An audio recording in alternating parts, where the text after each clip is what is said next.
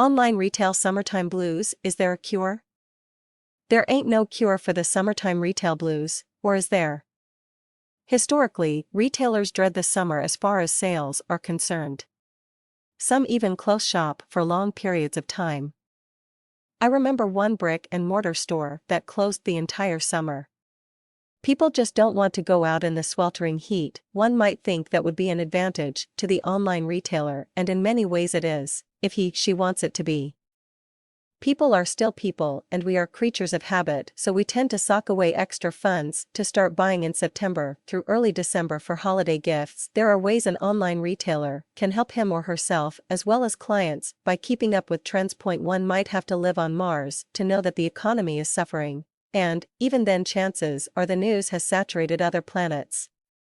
Face it, folks, it's rough, but people still will buy gifts and collectibles.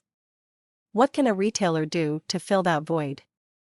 My store's decided to drop most of its items that retail for over $25 and focus more on items that run from the 99 cents to $15 range.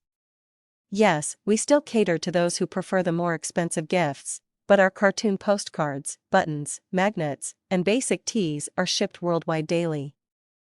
The economy has affected everyone everywhere, but if the retailer listens to what the customer wants, the customer will buy. With millions of online retail stores on the internet, how does one become a squeaky wheel? There are lots of ways to do so. I am doing one now by writing an article. But one can't just write an article and they will come.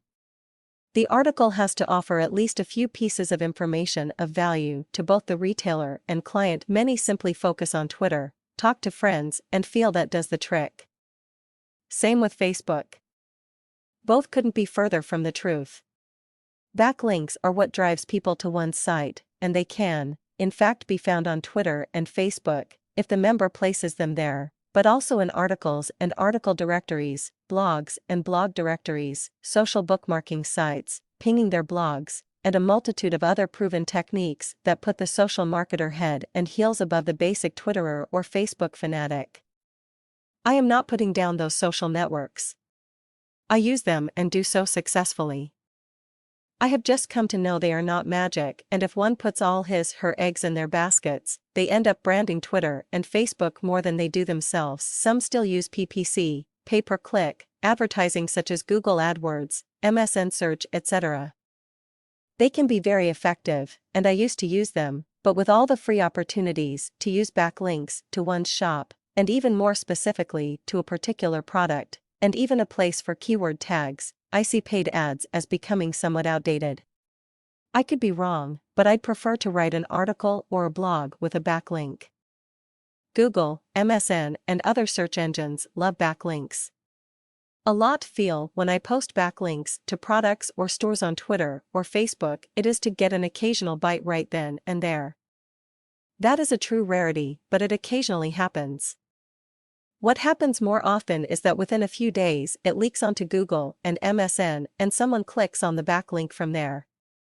It is free, and is another expense I don't have, advertising, giving me yet another reason to keep the prices lower to the end buyer. If all this sounds like gibberish to you, not to worry. It did to me too before I went back to college in my late 40s. Even after I learned it, I barely believed it worked.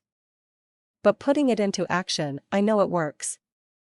4 of my 8 websites are number 1 in their category on Google and MSN and have been since 2005. If you are sure you cannot do your SEO campaign or simply don't have the time, my advice is to find a professionally trained SEO and/or web design firm, with references you can contact, and at prices that won't break the bank. It will be the best investment you ever make for your store.